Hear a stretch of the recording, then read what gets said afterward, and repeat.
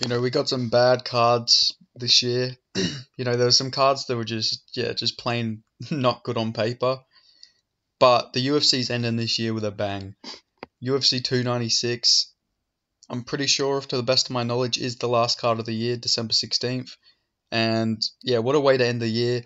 You got the welterweight championship fight between Leon Edwards versus Colby Covington. You got Alexandro Pantoja versus Brendan Royval 2 for the flyweight title. Then you got Shavkat Rakhmonov versus Stephen Thompson, banger. You got Tony Ferguson versus Paddy Pimblett. It's a scary fight if you're a Tony Ferguson fan because we do not want to see him lose to Paddy Pimblett. But it's a good, high-named, big-named, valued fight that should be decently entertaining. Then you got Vicente Luque versus Ian Machado Gary. That's a great fight. Two teammates fighting. Then you got Giga Chikadze versus Josh Emmett. That just got announced as a really good fight. I thought Josh Emmett was going to have a retirement fight at 155, so maybe he's changed his mind about retiring or something, because, if he gets that win, he's back in the mix. Then you got Dustin Jacoby versus Alonzo Menifield. Fucking absolute great fight there. Dustin Jacoby's on a roll, and so is Alonzo Menifield. Menifield just beat Jimmy Crute. And Dustin Jacoby just KO'd Alonzo Menifield's teammate, Kennedy Nchukwi. So maybe there's some, Alonzo Menifield's gonna go John Wick and try and get revenge for his fucking teammate, Kennedy Nchukwi. Then we just got Cody Garbrandt versus Brian Kelleher announced.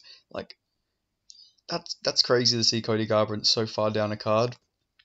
But it does make sense. A winnable fight for them both. I think stylistically this one will be fun. Garbrandt won't be as cautious as he was against Trevin Jones with the power and everything. Then you got Martin Buday versus Shamil Gaziev. Gaziev getting a ranked opponent for his first fight in the UFC is pretty crazy in my opinion. I would have liked to have seen them build him up a bit more, but it is what it is. Buday, he's on a pretty good run at the moment, and Gaziev, he's a monster. But we'll see how that one goes. That one could either be really good or that one could end up being horrible, but still on paper it's a good fight.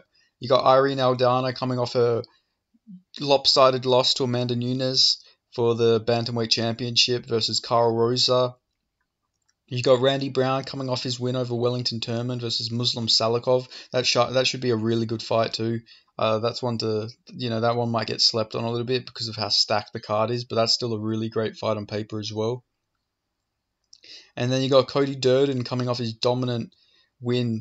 Well, maybe not dominant. It was a close fight, but a really good performance against Jake Hadley versus Tagir Ulanbekov. And I'm pretty sure his last win was that domination of Nate Maness.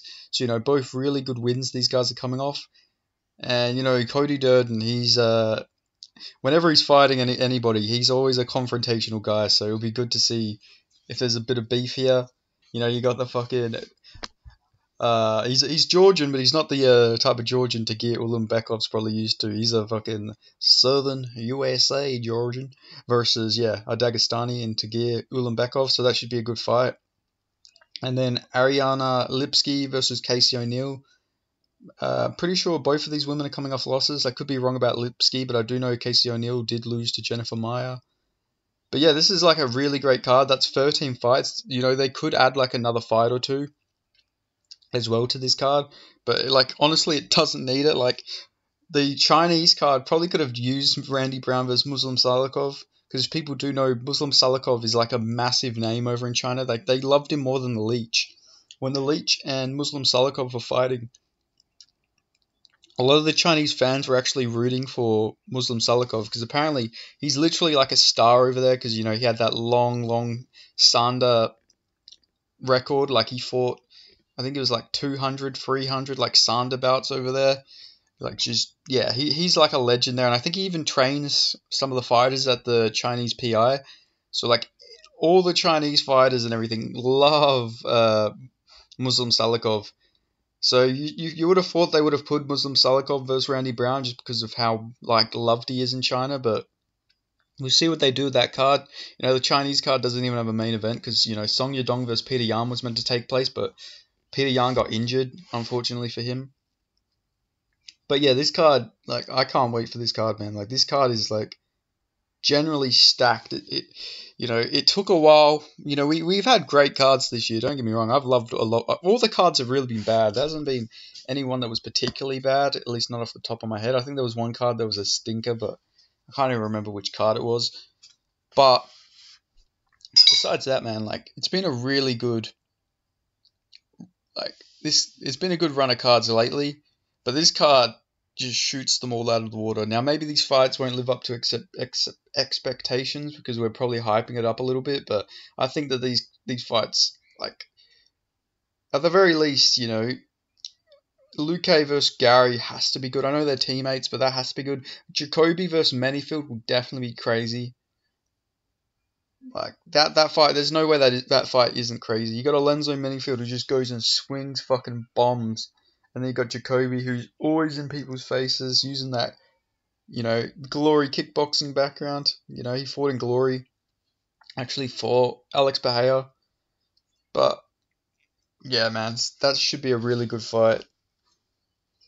And then that December 2nd card as well is really stacked as well. So like December is going to be a really good. So hopefully they can get some really good fights on that Chinese card. And then yeah, December can be just like a great month of UFC fights. But yeah, I can't wait, man. Like whenever there's a stacked card, it's always good. Like they always do. Like we got to admit, some of the cards that the UFC put on aren't that great sometimes. Like when it comes to name value and everything, most of them are always entertaining though. Don't get me wrong, but when you get December, they always exceed expectations in December. They always do great cards in December. Like, they always do. Like, December's, like, honestly one of the best months for UFC because it's, like, just before Christmas. And a lot of these fighters, they want to get, like, some money before Christmas and everything. So I think that's why we get all these big-name fighters and everything in December. But, yeah, man, should be a great card. I can't wait. Yeah, that's all I've got to say.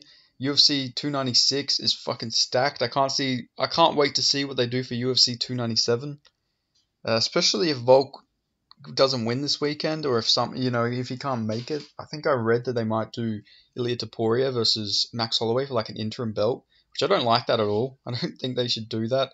I don't really want to see Max Holloway versus Volk 4, especially at this point.